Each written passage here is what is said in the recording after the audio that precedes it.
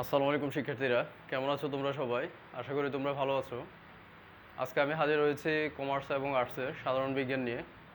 আমি আজকে আলোচনা করব সাধারণ বিজ্ঞান বইয়ের ষষ্ঠ অধ্যায় অর্থাৎ পলিমার যে অধ্যায়টি আছে সেই অধ্যায়টি নিয়ে। অধ্যায়টি শুরু করার আগে তোমাদের সাথে একটু কথা বলে নেই। যারা কমার্স এবং আর্টসে পড়ো তাদের জন্য এই বইটি খুবই গুরুত্বপূর্ণ। সায়েন্সে যারা পড়ে তারা যেমন তোমার পদার্থ রসায়ন জীববিজ্ঞান পড়ে, ঠিক একই রকমভাবে ওই তিনটা বইয়ের সমষ্টি কিন্তু এই সাধারণ বিজ্ঞান বইটি। সেজন্য এই বইটি অনেক গুরুত্ব সহকারে পড়তে হবে আর ভালো করে দেখতে হবে। আসলে তোমার বইটি সহজ, তুমি যদি ভালো করে দেখো অধ্যায়গুলো অনেক সহজই অধ্যায়গুলি। আমি তোমাদের সাথে আলোচনা করবো এই বইটি নিয়ে। একটু মনোযোগ সহকারে দেখলে অবশ্যই তোমরা উপকৃত হবে। আর ক্লাস করার শুরুতেই তোমাকে অবশ্যই বই খাতা এবং কলম নিয়ে প্রস্তুত থাকতে হবে। তাহলে চলে আসো, আজকের অধ্যায়টি আমরা শুরু করে দেই। আমরা শুরুতেই তোমার পলিমার অধ্যায়টি নিয়ে আজকে আলোচনা করব। দেখতেই পাচ্ছ আমি আগে বোর্ডে লিখে রেখেছি অধ্যায়টির নাম পলিমার। আমরা শুরুতে তোমার শব্দটির সাথে পরিচিত হয়ে নেই, অর্থাৎ পলিমার শব্দটি কি। আমরা যদি শুরুতে শব্দটি নিয়ে কথা বলি, পলিমার শব্দটি দুটি গ্রিক শব্দের সমন্বয়ে গঠিত। এর একটি হচ্ছে তোমার ফলি আর একটি হচ্ছে তোমার মার, বা এটাকে ম্যারাসও বলা হয়। তুমি এটাকে ম্যারাসও লিখতে পারো। পলি মানে হচ্ছে তোমার অসংখ্য অথবা বহু, অসংখ্য বা বহু। আর ম্যারাস মানে হচ্ছে তোমার অংশ। তাহলে তুমি একটু খেয়াল করো, পলিমার শব্দটির অর্থটি যদি আমরা একসাথে করি তাহলে এখানে বহু অংশ বলতে পারো বা অসংখ্য অংশ বলতে পারো। তার মানে হচ্ছে যে পলিমার হচ্ছে যে যেখানে তোমার অসংখ্য ক্ষুদ্র ক্ষুদ্র অণু বা অসংখ্য ক্ষুদ্র ক্ষুদ্র অংশ যে কোনো পদার্থেরই পরস্পরের সাথে যুক্ত হওয়ার মাধ্যমে বৃহৎ একটা অংশ গঠন করে নিবে, তাকে আমরা পলিমার বলতে পারি।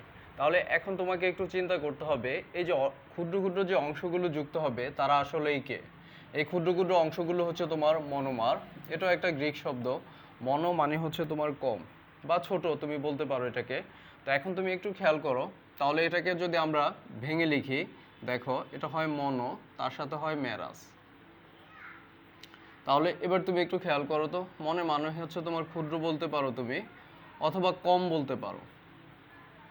ম্যারাস তো তুমি এখন জানোই, এটার অর্থ হচ্ছে তোমার অংশ। তাহলে মনোমার মানে হচ্ছে ক্ষুদ্র অংশ বা কম অংশ, অর্থাৎ ক্ষুদ্র ক্ষুদ্র যে পদার্থের উপাদানগুলো আছে তাদেরকে আমরা মনোমার বলতে পারি। আর এই ক্ষুদ্র ক্ষুদ্র অংশগুলো পরস্পরের সাথে যুক্ত হওয়ার মাধ্যমে যখন বৃহৎ অংশে পরিণত হয় সেটাকে আমরা পলিমার বলি। তাহলে মূলত তোমার মনোমারের সাহায্যেই পলিমারটা তৈরি হয়ে থাকে, অর্থাৎ মনোমার থেকে পলিমারটা তৈরি হয়। চলে আসো আমরা যদি এখন একটা বিক্রিয়া দেখি, যেমন তোমার বইতে প্রথমে যে বিক্রিয়াটি দেওয়া আছে, যেমন N সংখ্যক ইথিন অণু, এটার নাম হচ্ছে ইথিন। আচ্ছা, আরেকটু কথা বলে নেই, তোমাদের এই যে রসায়ন, তোমার এই যে সাধারণ বিজ্ঞান বইটি আছে, এই সাধারণ বিজ্ঞান বইটি তোমার কিন্তু তিনটা অংশের সমন্বয়, অর্থাৎ জীববিজ্ঞান, পদার্থবিজ্ঞান এবং রসায়ন বিজ্ঞান। আমরা আজকে যে অধ্যায়টি নিয়ে আলোচনা করছি এটা হচ্ছে রসায়ন বিজ্ঞানের অংশ, যার কারণে এখানে তোমাকে অবশ্যই রাসায়নিক বিক্রিয়াটা একটু দেখতে হবে। তো এখন তুমি একটু খেয়াল করো, এই যে যৌগটি আমি লিখলাম এটার নাম হচ্ছে তোমার ইথিন। এন দ্বারা বোঝায় এখানে অসংখ্য ইথিন অণু আছে।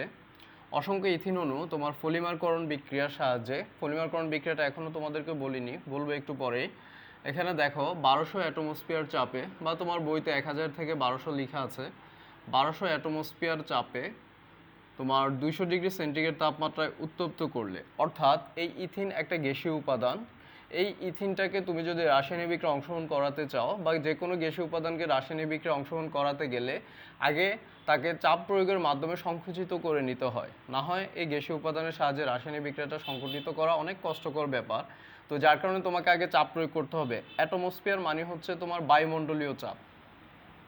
তাহলে তোমাকে আগে কি করতে হবে, চাপ প্রয়োগ করতে হবে। যেমন তুমি এখানে 1200 অ্যাটমোস্ফিয়ার চাপ প্রয়োগ করতে পারো। চাপ প্রয়োগ করার পর তোমাকে বিক্রিয়াটাকে ঘটানোর জন্য তাপ প্রয়োগ করতে হবে। তাহলে অসংখ্য ইথিন অণুকে 1200 অ্যাটমোস্ফিয়ার চাপে 200 ডিগ্রি সেন্টিগ্রেড তাপমাত্রা উত্তপ্ত করলে ইথিনের পলিমার পলিথিন তৈরি হয়। এটা হচ্ছে তোমার পলিথিনের রাসায়নিক সংকেত।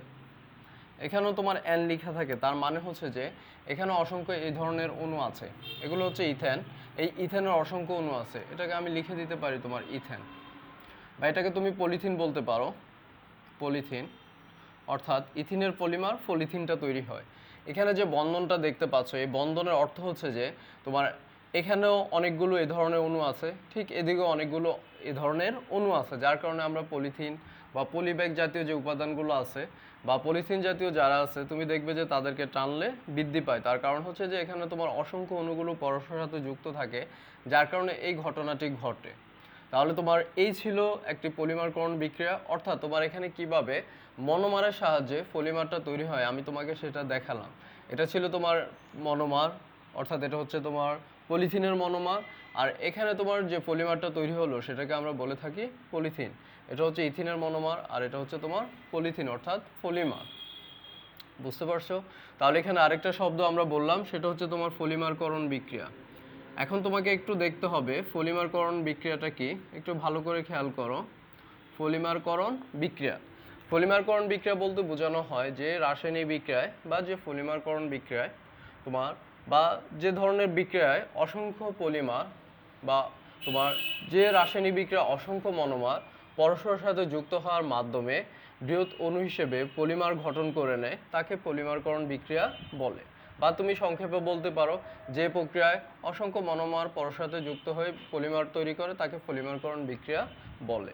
তাহলে এখানে তোমার পলিমারকরণ বিক্রিয়ার মানে হচ্ছে যে এখানে অনেকগুলো মনোমার পরস্পরের সাথে বিক্রিয়া অংশগ্রহণ করবে এবং তারা পরস্পরের সাথে যুক্ত হওয়ার মাধ্যমে পলিমারটা তৈরি করে নেবে, এটাকে পলিমারকরণ বিক্রিয়া বলা হয়ে থাকে।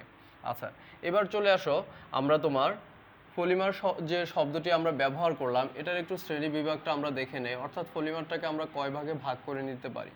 পলিমারকে প্রাথমিকভাবে তোমার দুই ভাগে ভাগ করে নেওয়া যেতে পারে। এর একটা হচ্ছে তোমার প্রাকৃতিক পলিমার, আর একটা হচ্ছে তোমার কৃত্রিম পলিমার।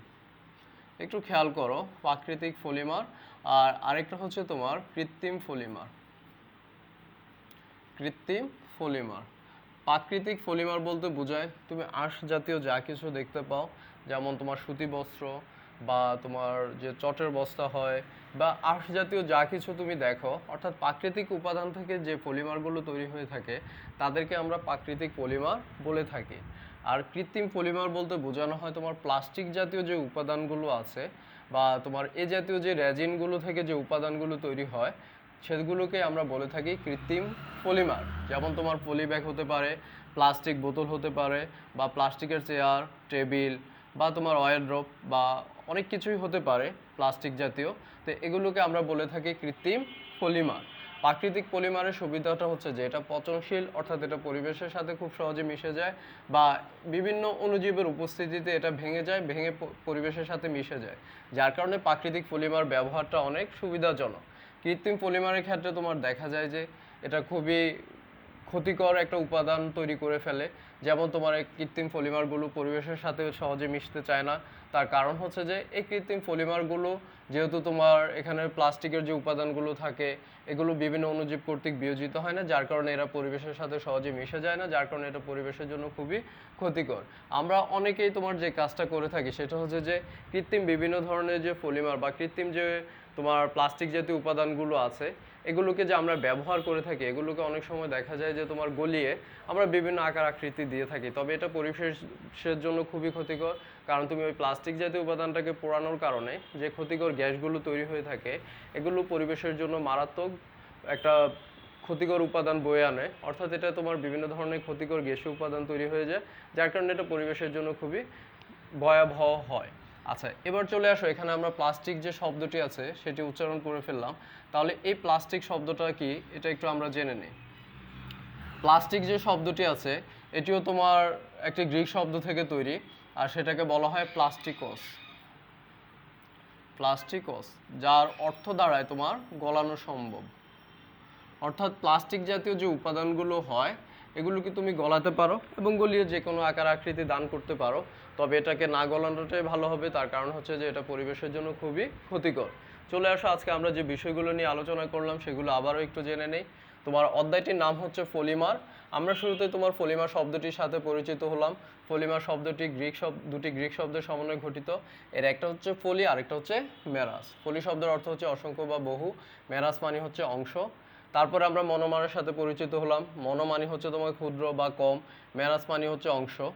আর এই মনোমারের সাহায্যে মূলত পলিমারটা তৈরি হয়ে থাকে। এখানে আমরা একটা বিক্রিয়া দেখলাম, অর্থাৎ অসংখ্য মনোমার কিভাবে পলিমারে তৈরি হতে পারে সেই বিক্রিয়াটা, এবং এই মনোমার থেকে পলিমার তৈরি হওয়ার প্রক্রিয়াটাকে আমরা বলি পলিমারকরণ বিক্রিয়া। তারপর এখানে তোমার পলিমারের ভাগ জানলাম। পলিমারকে প্রাথমিকভাবে দুই ভাগে ভাগ করা হয়।